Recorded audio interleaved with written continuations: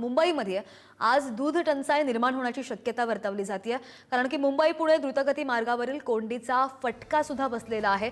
एक्सप्रेसवर गोकुळ, वारणा, कृष्णा, नंदनी या दुधाचे टँकर्स अडकून पडलेले आहेत आणि मुंबईमध्ये फक्त 5 लाख लिटर दूध शिल्लक असल्याची माहिती आहे। मुंबईच्या दिशेने येणारे किमान 70 ते 75 टँकर्स लोणावळ्यामध्येच अडकल्याची माहिती समोर आली आहे।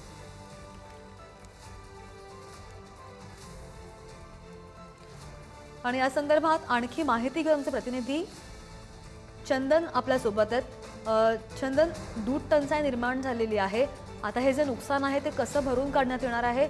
प्रशासनाकडून काय माहिती आली आहे संदर्भात? दूध पुरवठा करणारे जवळ 70 ते 75 टँकर त्या वाहतूक कोंडीमध्ये अडकलेत।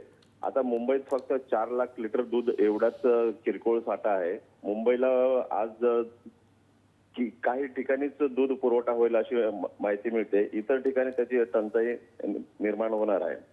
आता हे टँकर हळूहळू मुंबईच्या दिशेने निघाले आहेत, त्यामधील दूध खराब झालेलं आहे।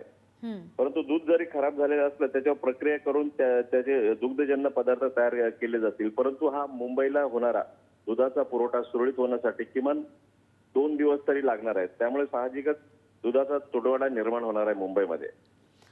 अगदी नाही, बरोबर। या महामार्गावरच्या कोंडीचा फटका सगळ्याच स्तरांना बसताना पाहायला मिळतोय। चंदन, धन्यवाद दिलेल्या माहितीसाठी।